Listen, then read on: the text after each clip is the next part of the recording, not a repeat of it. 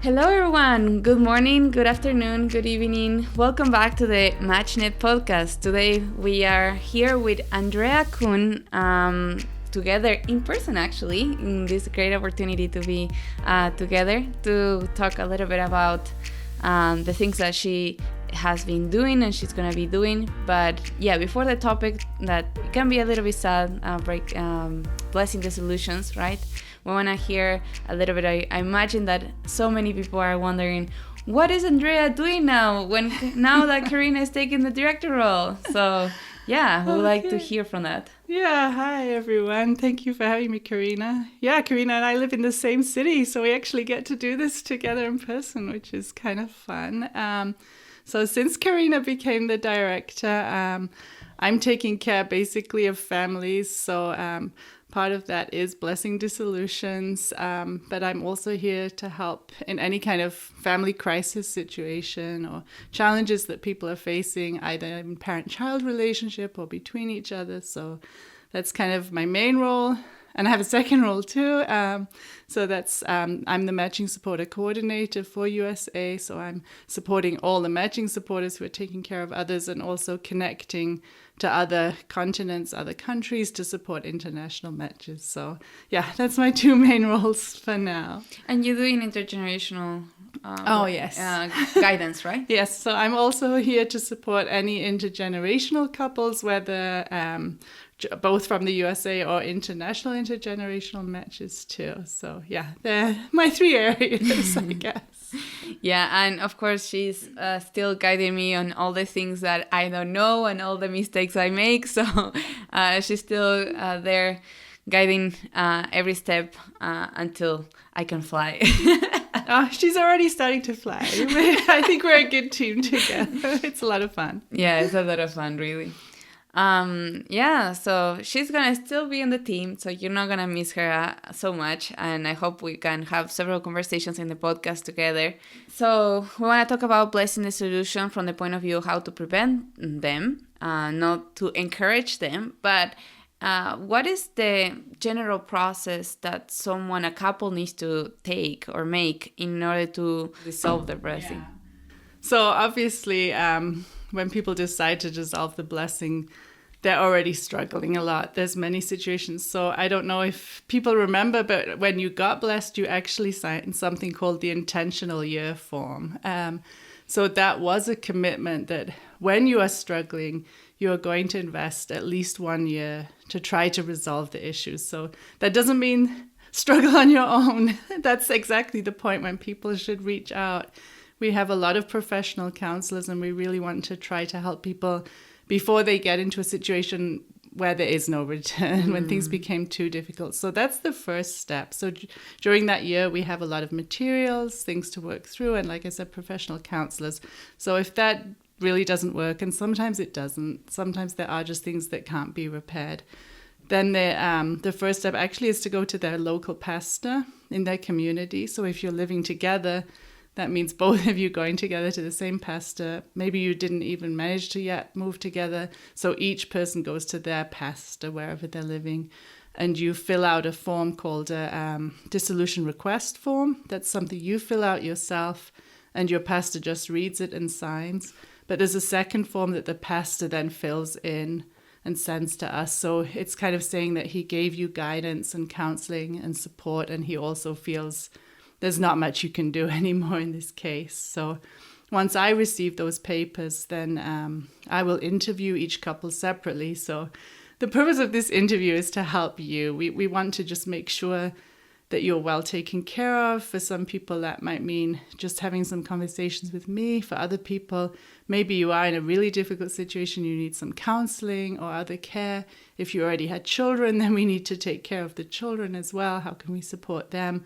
And of course, once your blessing is dissolved, how can we support you to receive the blessing again one day? So that's what the interview is about. It's not questioning what did you do wrong or why do you have a problem. It's how can we help you move forward in your life, whatever that means. So that's the basic process that everybody goes through. Wow.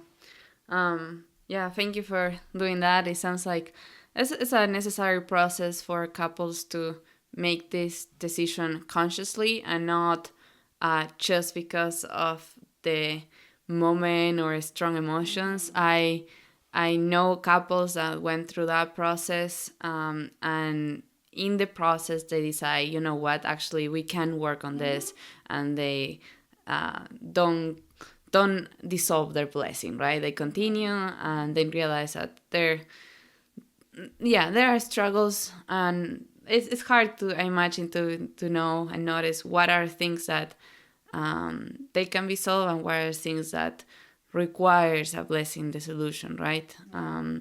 I don't know if you have already some comments about that. I know that they're not in the questions, but no, I think it's really true. When it's just the two of you, it's very difficult sometimes to have a realistic view of what's going on. And so that's why it is good to always reach out to other people. You know, sometimes it's enough to talk to your best friend, or, you know, it might even be your parents. But, you know, in any case, a professional can always help you kind of step out of the problem and try to see it as how an outsider would see it.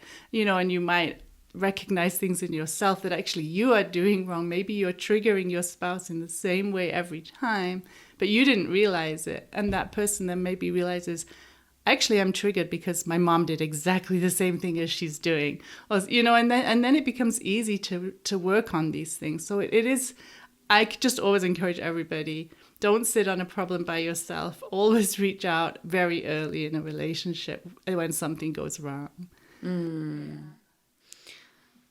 So what are the main reasons why people come to saying, hey, we want to break our blessing, we want to dissolve our blessing because this and this and that? What are one of the main reasons for it? So I've thought about this quite a lot, and I think the first and actually the biggest thing, because it's something that we can change ourselves, is that people went into the blessing actually not yet kind of prepared and mature enough themselves.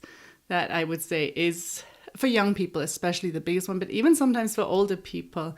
You know, people can be dealing with a lot of baggage, either from their childhood, things that they experienced, maybe problems with their parents.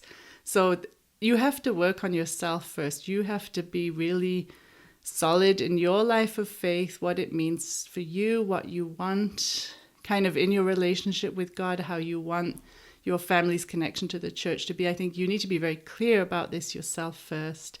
You also you have to be confident in yourself. You actually have to really love yourself. And I think there are some people who feel not very lovable, but they feel that their future spouse will fix that for them. You know what I mean? So don't go into a blessing thinking my spouse will fix things or this will make my life easier or better. I think you have to be really loving yourself, very comfortable in your faith. You don't have to have everything figured out. That's for sure. It doesn't matter really if you don't know yet what your career is going to be or studying, but you have to kind of have your internal feeling very solid, and you're at least recognizing and working on the issues that you have as a person. Nobody else is going to fix you except yourself. Yeah. So that's the biggest one, I think, or at least I feel it's the most important, because you can do something about that.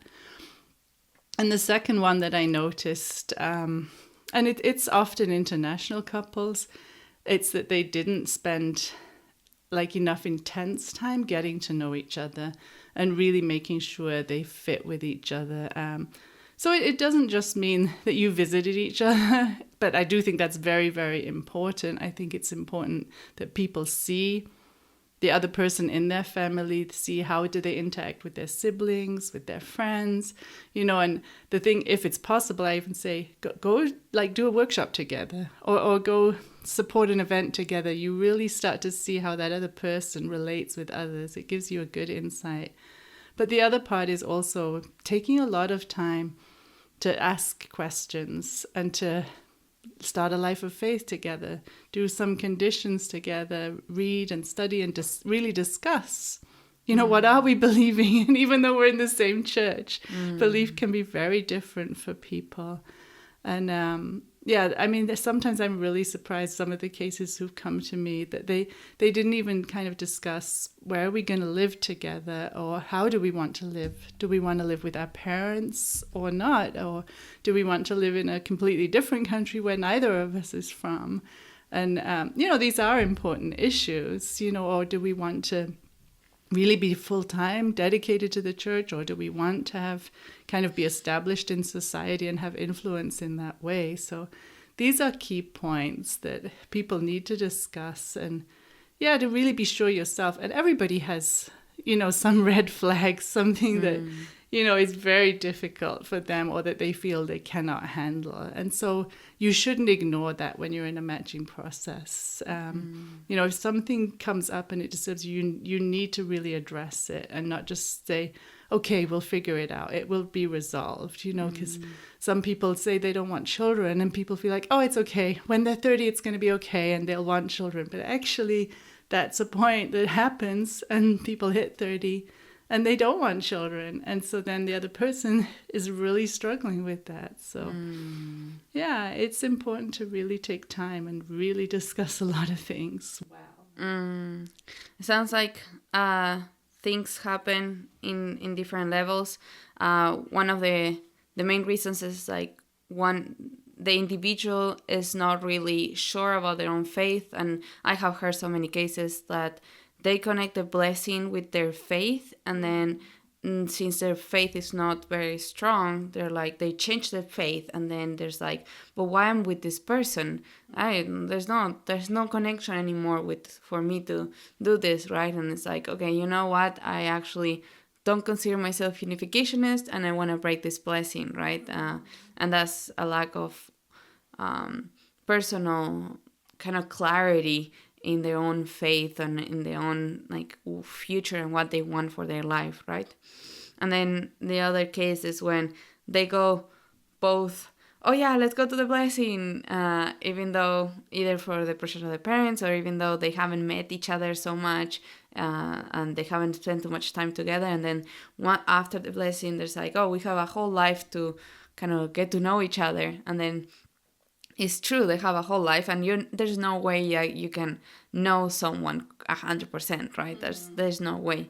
But there are certain key things that maybe you didn't consider that to ask or to question during the matching process, that after the blessing, you're oh, this is a no for me, right? This is a red flag, or this is something that I cannot handle, right? And that's why I think we are in the blessing department, we always suggest to, during the matching process, to have a full disclosure of everything from the past and anything that they think it could affect their blessings, right? But I wonder if there's a third reason that the couples break or dissolve, and is after that phase. So after they're clear with their faith, after they're clear with each other, but then children comes. And I have only one child, and I have noticed how children really adds a stress in the couple, and it's almost restarting again as a couple, getting to know each other from a different perspective. I wonder how you see that during that phase where children are young, couples are very stressed, and that's another category that could happen where couples are more susceptible to consider dissolve their blessing, right? I actually have never had a case where people have dissolved their blessing when the children are young, but it has happened when they're older. I think, yes, having children changes your relationship completely. And I think everybody should become very aware of that once you have children, you absolutely need to protect your marriage. No matter how much you love this little being and want to spend your time with them and do everything for them, you have to have a time without them for your spouse. And I think this is one of the key points. That's why I said blessings don't usually break when the children are small, but they may break when the children are 10 years old, because for years and years and years, you didn't invest in your partner. You never had regular dates. You never managed a little weekend break without your kids or something to really keep your marriage fresh and let that person know, you still really love them. you're really important, you're friends, you can have fun together, and like the children are not the glue in your relationship. You need a different kind of glue between you as well.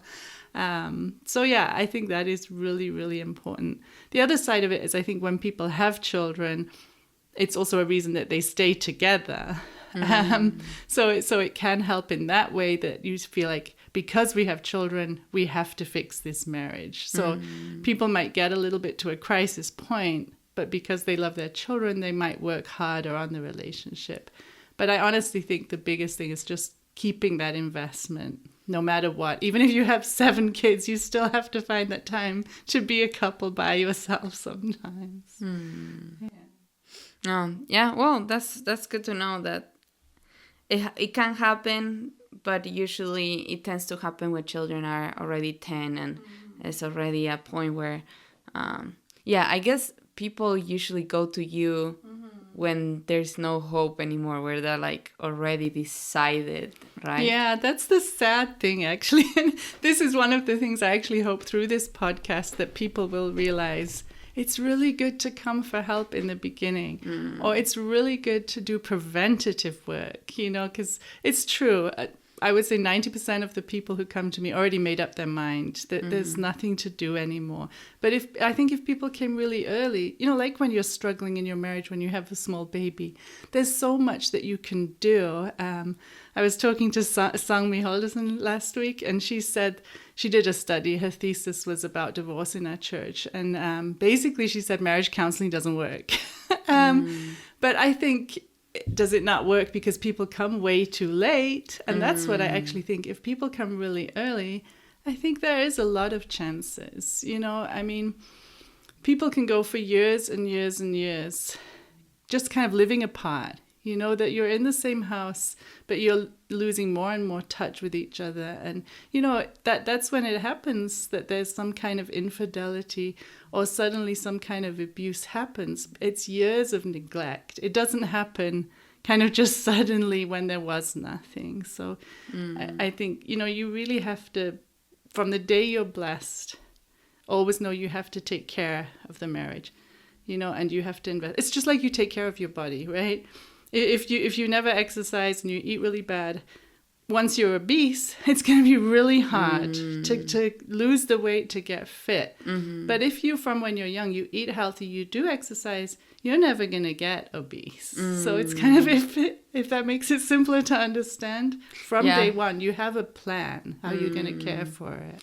Or if you gain, let's say 5 kilos or even 10 kilos, it's easier to lose. Oh, sorry, we're North America, US, and talking in kilos, I should talk in pounds. But let's say you gain 10 pounds or 20 pounds, they're easier to lose than trying to lose in one set 50 pounds. Exactly. Right? Yeah. So this is very interesting because the other day we met with some friends, and this couple told us that they were doing marriage counseling. And I was like, oh, very interesting. And I asked Robert later, so when do you think we should consider marriage counseling? At what point, right? And as many men, they were like, the moment we stop joking about, the moment we stop laughing about each other's jokes, then we should consider marriage counseling, it's not for us, etc., etc. But I still have that question because I wonder, what are some signs or some points where you're like, okay, maybe we should consider marriage counseling. I think anytime either of you is kind of feeling lonely in the relationship, and that happens, you're living together in a busy house and still that person might feel lonely, because that's kind of a point that you actually don't feel you have someone that you can share your heart with. So maybe you're talking a lot with your spouse, but it's very superficial. So inside there's kind of this lonely feeling. And I think another thing is if you're kind of bickering, small things every day just kind of irritates each other, because there are things that can be solved quickly if you, just get a different perspective on it. And the other thing is, I guess, if you're feeling a lot of anger inside, and it also, it's good to know and understand your own childhood. A lot of people, especially first gen, we come from all different backgrounds.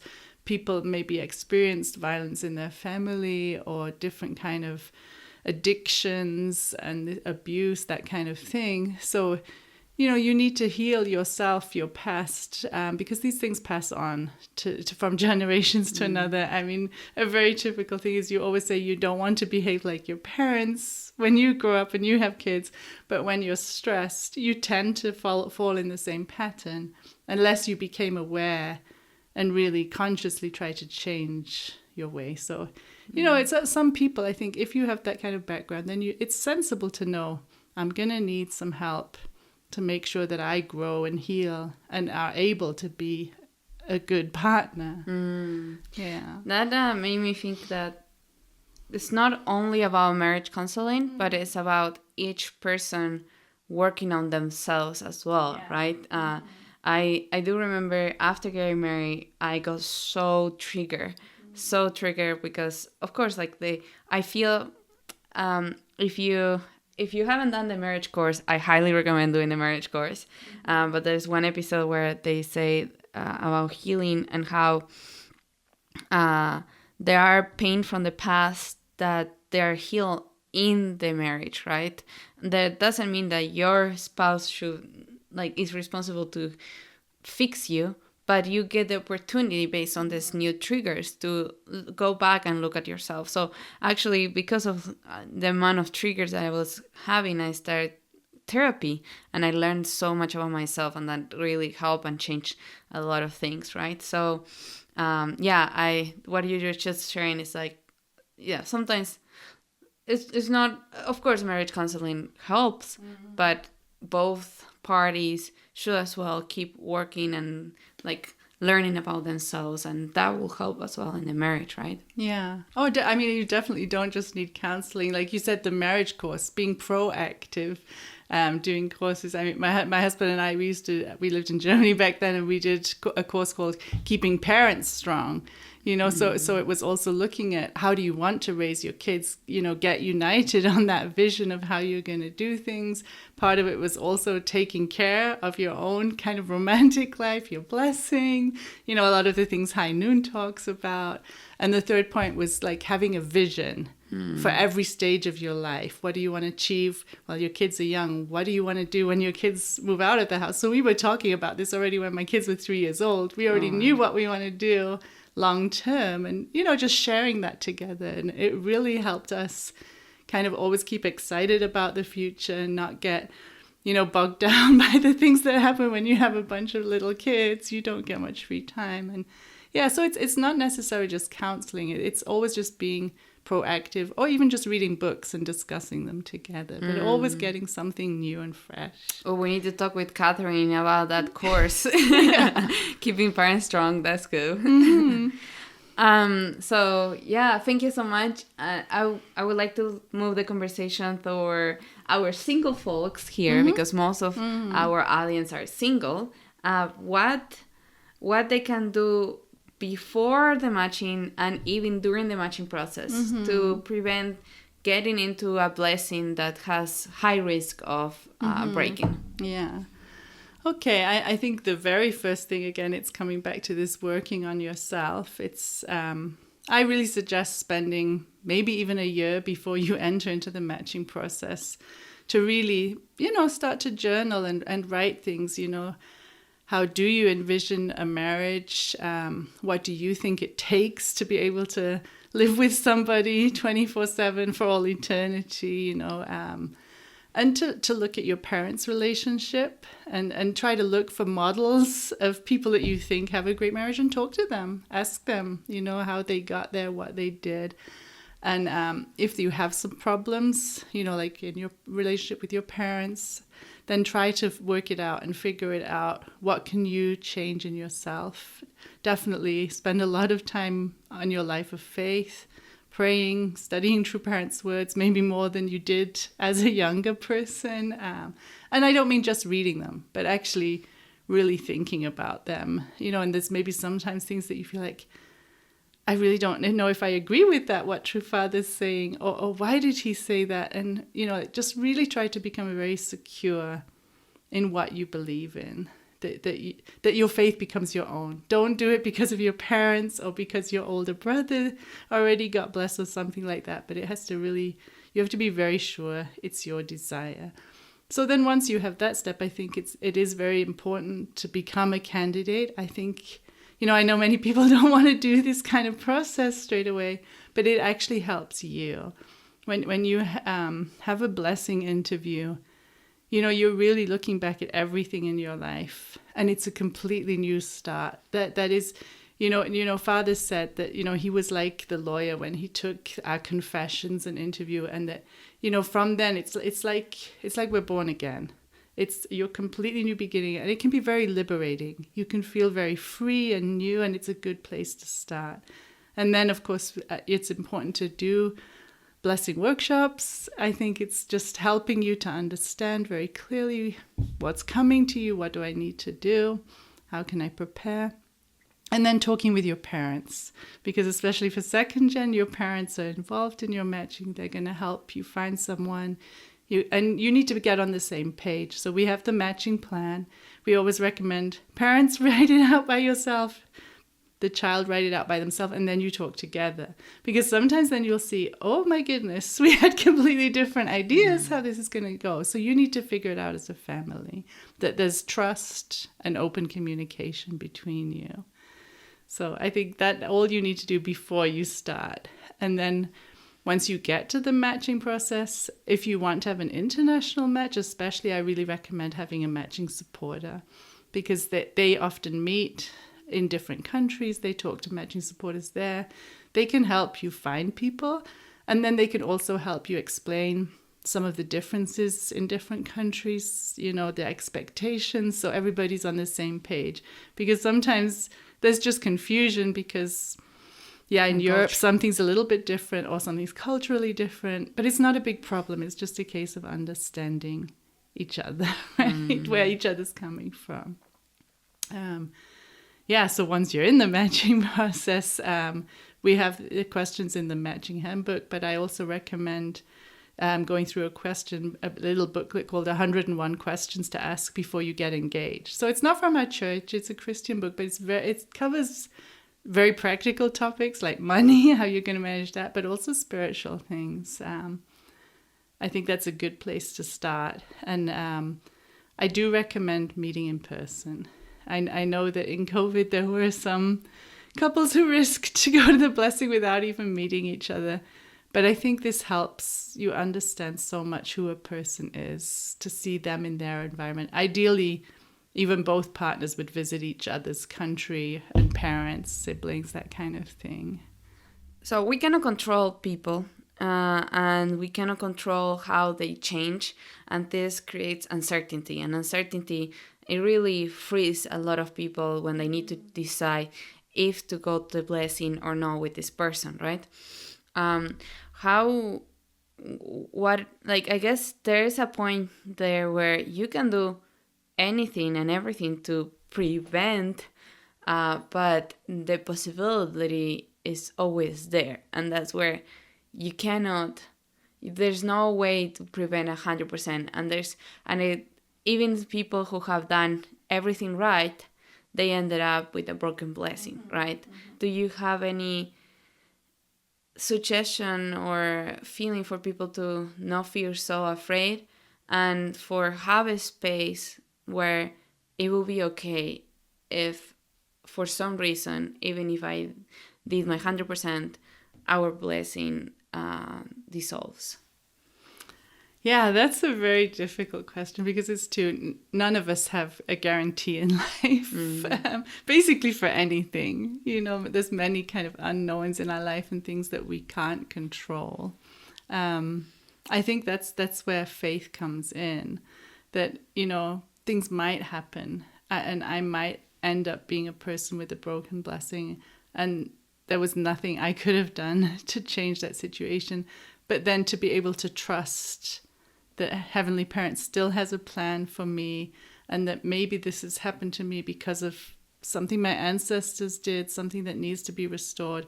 But there's still, it's going to be okay, because Heavenly Parents loves me. Heavenly Parents, in the end, everything is in his hands, and it is going to be okay. I mean, I think that's, I think that's been the same for everybody throughout history. Even Heavenly Parents, he took a risk when he created Adam and Eve with their free will. I think he knew this is really risky because I'm not controlling it anymore. That's true. But, like if we, everything we learn from true parents, God has his will. The will is absolute. And so it will all be okay in the end. It takes our part. So that's, at least for me, I always feel no matter what happens in my life, if I can just offer it and trust, Heavenly Parents loves me, and it's going to work out in the end. Yeah, but it is very difficult, and there are many people whose blessing broke, and it really wasn't their fault. I mean, some terrible things happen, and people, they cheat on you, and you don't know what happened in their ancestry, why this is going on, or there's some kind of abuse happens, but it's often because that person has so much themselves, so much baggage and burden, so I always try to encourage people to be able to forgive that person and let go, because that's the only way they will be able to move forward to a re-blessing in the future, and to see it not just as that person, but as kind of a spiritual burden, ancestors, things that they are just carrying and not able to manage at that time. So yeah, I feel a lot of compassion for people who have a broken blessing. And I heard that some people felt that if their blessing's broken, they can never get blessed again. That's absolutely not true. Heavenly Parents would never, ever block somebody or say, okay, you had your chance. There's always second chance, third chance, fourth chance, that's just Heavenly Parent. He's never going to give up on you. So I really want to encourage people. There may be people out there who have a broken blessing and didn't even try again. So yeah, please don't ever think that way, that Heavenly Parents only gave you one chance. Yeah, totally. Yeah, so if you are in that place when needed to make the decision, just do your best. There are things that we can prevent. There are things that we should learn, right, from the other person, questions that we can ask, and we can just do our best. But there's not gonna ever be 100%, right? And we just need to trust that God wants us happy, and there's something that happens in our life that is preventing for our deep eternal happiness, then God will be there, right? And he will guide us to that eternal happiness, because he loves us, each one of us, even those who make mistakes, right? There is a path for them. And yeah, if you're struggling as well, like one of main things now you're talking about, partners that had an affair, right? If you're struggling with pornography or masturbation, it's really important to work at it as much as possible when before the blessing. They're not gonna be fixed, and those kind of things after the blessing can lead people to bigger push, right? Like having an affair. So really will be really important to work on those things. But there's no way 100%. So we're here to support you, to help you make the best decision, and to support you doesn't matter when and how, right? So exactly. Yeah, do you have any kind of closing words on the topic? Yeah, so I think the first thing, because we're trying to talk about preventing things, is to really take good care of yourself, love yourself, see yourself from Heavenly Parents' perspective, so that you're kind of already taken care of. Try to see your partner in the same way as God's child, even when they're being very difficult. And for those who are struggling in their blessing, please reach out very early. Don't wait. That there are many solutions, and there's a lot of support to help you. And even if you reach that point now where your blessing doesn't work anymore, there is nothing to save it. Please know that Heavenly Parents really loves you. He has a vision for you. He has an eternal partner prepared for you. So you just have to get the care and support you need and go through this difficult dissolution. And there is a path forward for you after that will end in happiness. Thank you, Andrea. Yeah. I hope to have many more conversations like this. If you like having Andrea in the podcast, please post it on social media, send us a message, and we can make sure that she's at least a couple times a month. Thank you. Yeah, it's fun to be together and do this. Thank you very much for having me. Yeah, for sure. Thank you. Thank you, everyone. Have a great day. Bye-bye. Bye.